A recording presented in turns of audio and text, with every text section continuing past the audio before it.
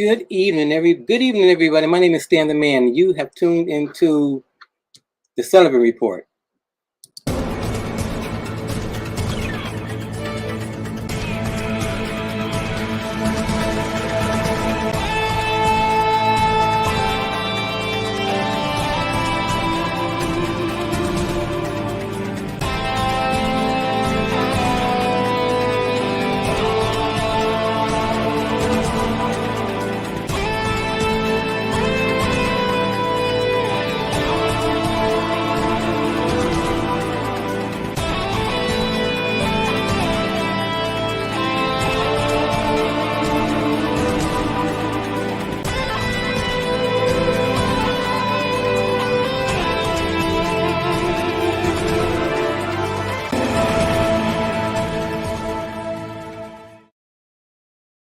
Hello, my name is Stan the Man, and this is the Sullivan Report.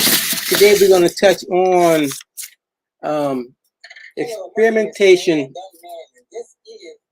experimentation of Black people by the U.S. government. The CDC, or the medical institution of the U.S. government, and why we were so hesitant in taking the COVID vaccine. After you hear this report, you'll see why we were very, very, very hesitant in taking that vaccine. Okay. America has a history of medically abusing Black people.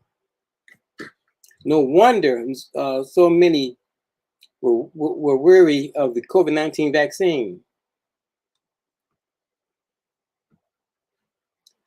Sandra Lindsay sat calmly as the needle pierced her flesh. She gazed through ahead at the swarm of journalists and cameras eager to capture the historic moment she was receiving for the first COVID-19 vaccination in the nation. As the director of critical care nursing at Long Island Jewish Medical Center, and someone who has witnessed up close the trail of death and of coronavirus have left, Lindsay, 52, saw her vaccination in December as an opportunity to help put an end to the epidemic. I thought about stumping COVID, getting rid of it, so it can't kill any more people and rob us of our lives and our livelihood, Lindsay said. Well, she was a special one. The significance of a Black woman being the first American vaccinated didn't escape her. She hoped to soothe skepticism about the vaccine in communities of color. But she understood that this country's legacy of her racial medical practices couldn't be undone in an instant.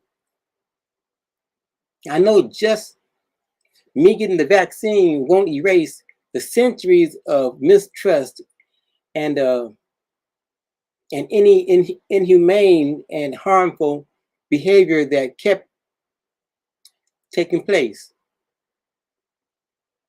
Lindsay said, I know my one act of taking the vaccine won't erase those fears. And they sure didn't.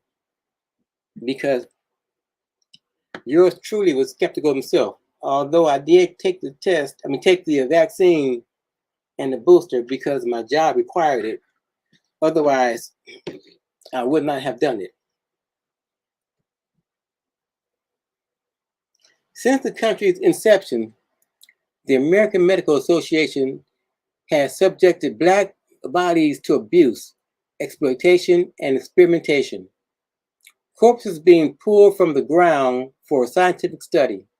Black women being sterilized without their knowledge and robbed of the opportunity to bear children. And an entire Black community misled into believing they were immune from a fatal illness. An entire community was misled. Can you grasp what that really means?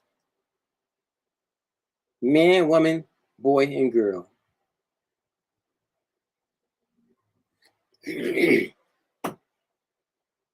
Black women, okay, time and time again, Black people have been betrayed by the medical establishment, fostering a lingering, deep-rooted mistrust. And we have a right to mistrust, not to trust this these powers that be, because of actions that we've been subjected to. Perhaps the most notorious example of experimentation on Black bodies was the Tuskegee syphilis study, in which 400 sharecroppers were denied treatment for syphilis for over 40 years. In 1932, the U.S. Public Health Service employees recruited hundreds of poor, uneducated African American men with syphilis and watched them die an avoidable death. They had the cure for that disease, and they didn't cure them. They wanted to see what would happen.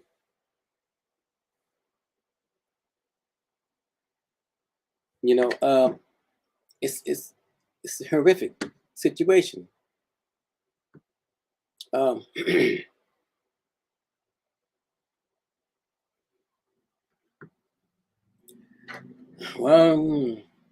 the discovery of the experiment made front page news in 1972.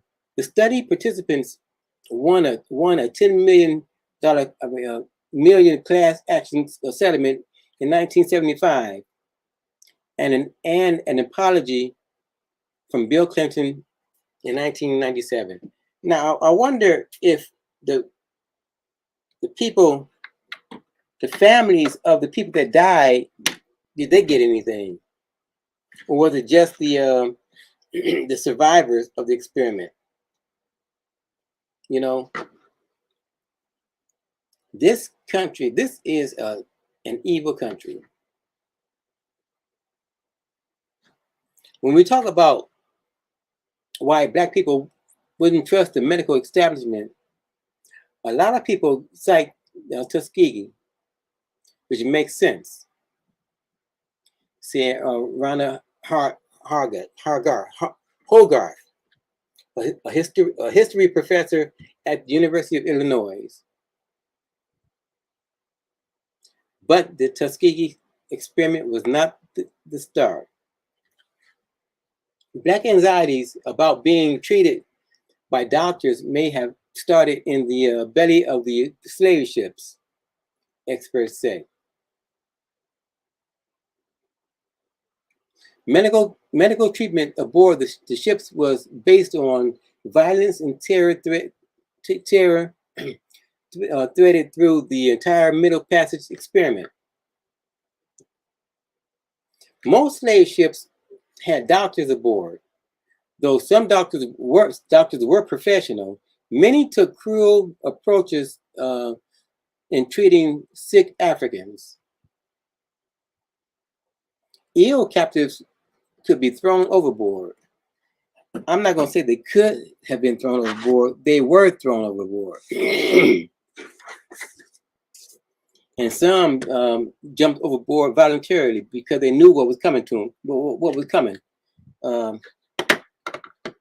in their new homes,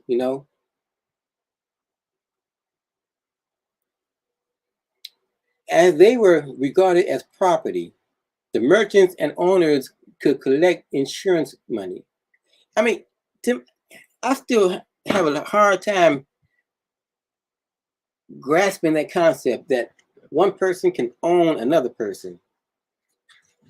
It just something in me just won't, something just, it just, I don't know. How can one person own another person? I just don't get it.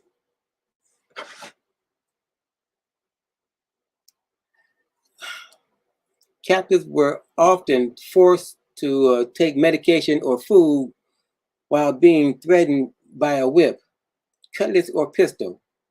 In some cases, slaves' jaws were pried open with torture instruments, which could break their teeth to force food down their throats. Because a lot of those slaves, they were going on hunger strikes. And you know, and what good is a dead slave to an owner? No good. So they did what they had to do and force fed them. Torture instruments which could break their teeth to force food down their throats, said Carolyn Roberts, a history professor at Yale. So this has been widely researched and researched. This stuff really happened. This was a new form of medication, a new form of medicine,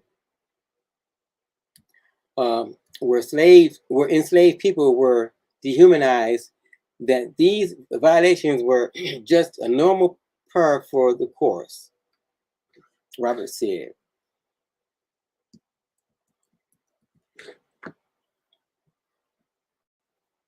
After the Africans were sold and transferred to plantations, the medical care they received varied. Male owners generally sought to limit their involvement with daily health care, said Sandra Fett, a history professor at Occidental College in Los Angeles. The daily labor of sick care often fell on the shoulders of enslaved women. On large plantations, overseers made everyday health decisions, including prescribing medicine and vaccinations. The relationship between doctor and enslaved patients was inherently compromised because the slaveholders had agency over slave bodies. This dynamic left slaves medically incompetent and unable to initiate or prevent treatment without uh, without a slave owner's consent. Fett said, who outlined the dehumanization ways slaves owners use medicines in her award-winning book, Working Course.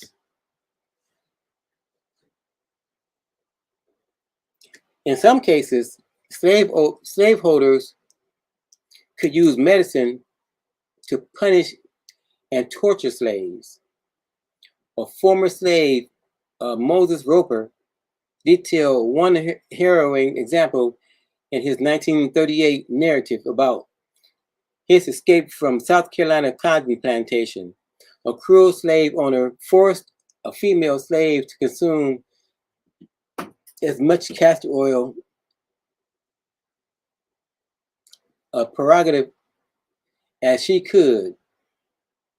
Afterward, he forced her into a wooden box and weighed it down with stones so she couldn't open it. He left her in that box for one night, essentially burying her alive in her own waste. Damn.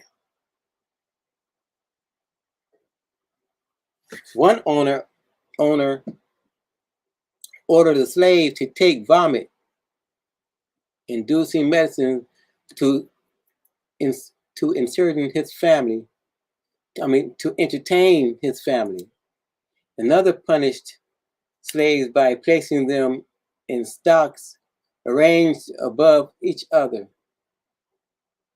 He forced them to take large doses of medicine and release their filth down upon each other. Did you hear what I just said? He forced them to take large doses of medicine and release their filth down upon each other. Now, this is some stuff that I've never heard of. Never heard of this kind of treatment. Cruel, degenerate. If that kind of medicine is used that way, why would somebody trust if they were given that medicine if they were sick?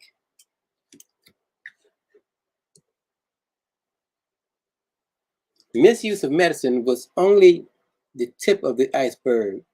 Some slaveholders and physicians forced Black women to participate in reproductive procedures without anesthesia. In the 1840s, a 17-year-old enslaved woman endured 30 such surgeries. Damn.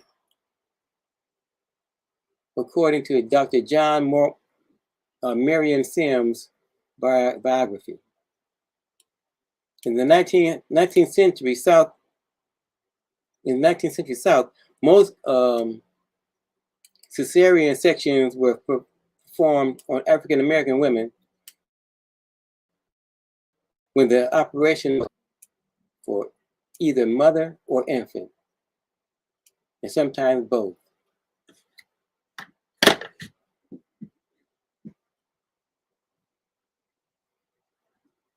These experiments on enslaved Black women would have been done on white women because they wouldn't have been done on white women because they would have been considered too risky. The value of enslaved people during their lives was measured by labor and reproduction. In death, they proved instrumental in the evolution of Southern medicine.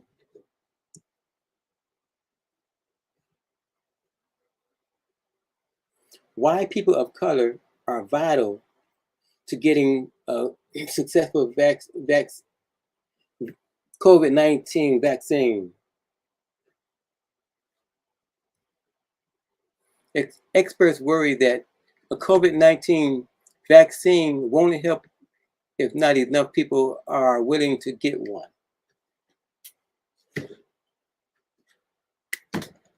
Why would anybody, any sane person, submit themselves to a vaccine from this government? I mean, especially a Black person. It would make no sense,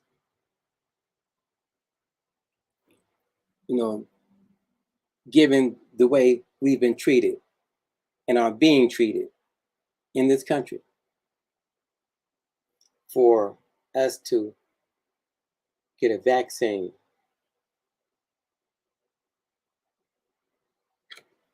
A lot of people that got the vaccine also got the virus. So what difference did it make? None at all. I can't believe what they did. They forced those people to take medicine to make them defecate on other people. Was that some kind of a sadistic pleasure that they was getting out of that? I mean, what? Can somebody please tell me what was going on in their minds? And you know what? And if some people today had their way, we would go back. We would go back to that time. If they could, they would take us right back to where to that slavery, that oppressed time. I believe that with all my heart and soul.